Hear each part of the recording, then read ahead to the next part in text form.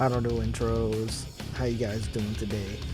I'm doing all right today. Today I'm bringing you my cold butcher build. You may remember this build from a couple of weeks ago, I think, where I first created the character and showed him off and stuff like that. I'm doing this thing recently where I'm revisiting all of the new builds that I've created, and I'm just looking for new things to add to them. And this week I decided to add a couple of different weapons. Mostly wanted to try out cold infusing a morning star and just seeing how much frostbite and how much bleed it does and stuff like that. I'm also be using the scythes in this video, the grave scythe and the regular scythe. Believe it or not, there actually is reasons to use both of those weapons. They both kind of do different things. I'll talk more about those later. Right now we're going to talk about the character. So if you guys didn't see the first video about this character and what he's about and whatnot like that, this is a 70 intelligence, 70 arcane build. Next time you see him, I'm not sure he'll have those stats exactly. I don't know yet. We're going to see. We're going to see what I decide to do with this build. But for now, he's 70 and 70 arcane. He's all about frostbite and bleed. It's what he does. It's why I'm using every frost spell in the game. That's also why most of my weapons are infused with frost. He wants to proc frostbite, and he also wants to proc bleed too. There are a few bleed weapons on the build that you will see. I believe in this video itself, I actually use blood tax on the Flamberge, which is it was definitely a huge upgrade for me, because I think in the last butcher video I used the Flamberge a little bit with impaling thrust on it, and it was really bad.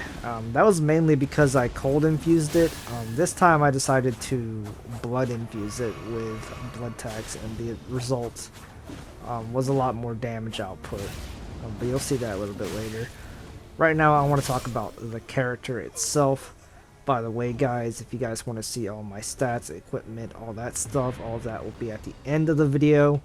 But I do hope you guys will stay tuned for the rest of the invasions. I got some fun ones coming up, and some cool weapon combos to talk about, and in general, just talking about the characters. Let's do a little bit of a character review right here, if you guys didn't see the first Butcher video. I think the title of the first Butcher video was called The Frigid Butcher. That's just the name that I gave him first. I decided to change it to Cold Butcher because it kind of symbolizes what he wants to do a little bit more. You read the name Cold Butcher, you're probably gonna see a guy with a big cleaver, and the cleaver is probably gonna be cold infused, right? To proc frostbite. I wanted to be a little bit telling of the character and what he does and whatnot. Also, I just love the fashion of his character, which is something I'm going to talk about now. So when I make a character, when I make a build, I center it around an idea, and I kind of just go for there. So my idea for this character is that I wanted an evil character, obviously, but I wanted him to be very, very brutal. I wanted him to be, here's the Flamberge clip, by the way, with blood tax on it. It's pretty good. Wanted him to be kind of just like a psychopath, but not just a psychopath with with a modus operandi. Let's say that.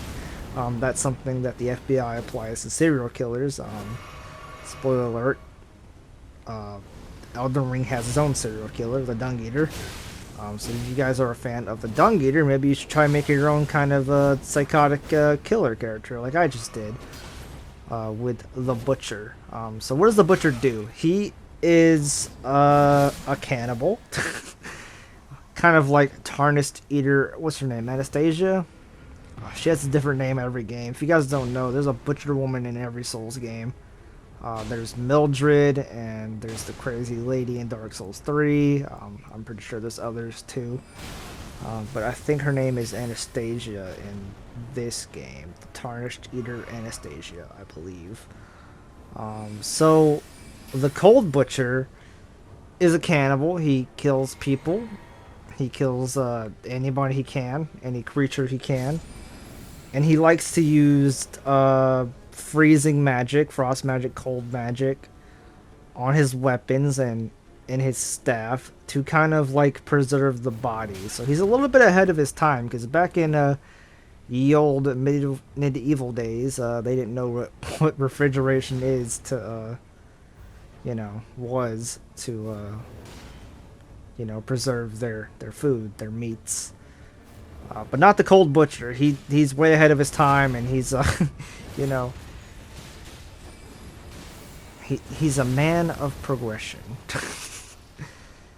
I also modeled him after a White Walker, because I kind of got the idea for this character from a build that I did on Dark Souls 3, actually. It was a White Walker character that used all the frost magic in Dark Souls 3. There isn't much frost magic in Dark Souls 3, just like there really isn't here in Elden Ring. But there is, you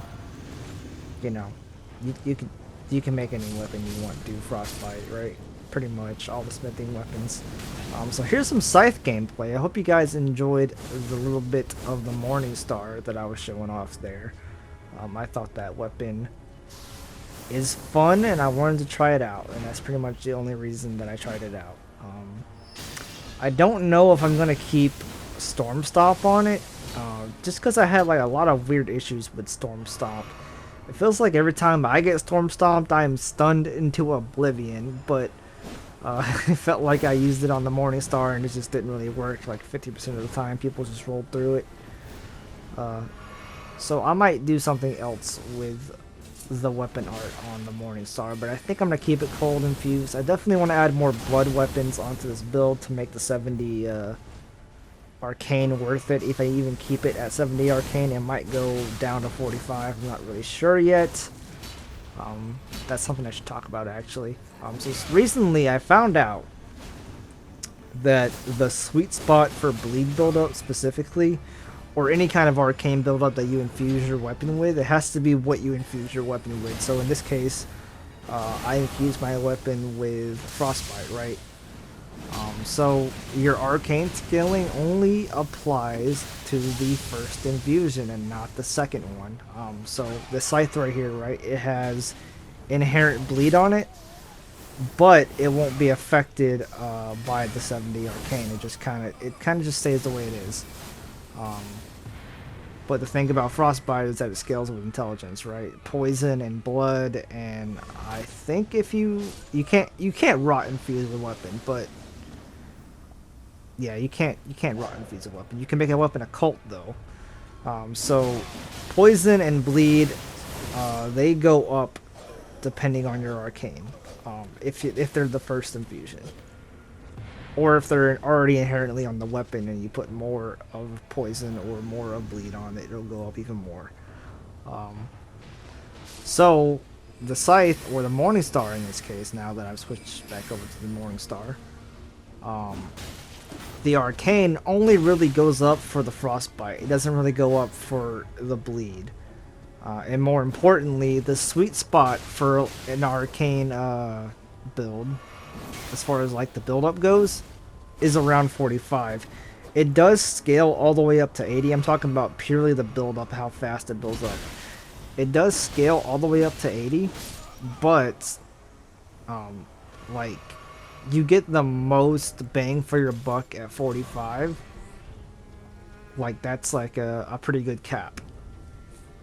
Even though it can scale up more, it doesn't scale as much past 45, is what I'm trying to say. So this build might go down to 45 arcane. I'm not sure yet. If I decide to add more blood weapons, I'll probably keep it at 70 just to get the better arcane damage output. Not really the build up scaling, but the damage output. I might do that, but I'm not sure yet. I don't know. The next time you see this build, he might have some some other cool things going on with him, but right now I don't really know what I want to do with him. Maybe I'll do like a bleed great sword with giant hunt on it or something like that. I don't know, just for the memes. Just for the memes, man. As you can see right here, I'm using a Beastman cleaver with sword dance on it. So fun fact, when I first made this build, the Beastman Cleaver was going to be like the go-to weapon, and then I decided that curved greatsword movesets are kind of doo-doo. So I didn't really commit to a Beastman curved sword build. So something else I actually want to talk about, I got sidetracked a couple minutes ago, but by the build-up rant and shit like that. But something I want to talk about is, aside from using the Morningstar in this video, I'm also using the Scythes, and I think the Scythes are going to get their own video in the future on this build. But for right now, I kind of want to talk about the Scythes. So the Grave Scythe is inherently better than the regular Scythe, it just does more damage overall. But the regular Scythe has something really cool going on with it that I think you're going to see in the next clip or in a couple of clips. I'm not really sure. Actually, you've already seen it from... Yeah, okay, so a while ago, right, there was a clip of a guy standing by a merchant, and you saw me do a fully charged R2 with the regular Scythe into the weapon art. So shout out to Hell Guy for telling me about the build up with Arcane, scaling and whatnot, and also letting me know about the true combo regular Scythe true combo.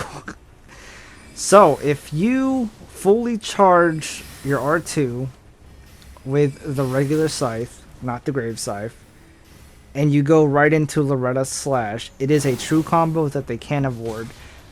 So something that is well known about me, at least right now.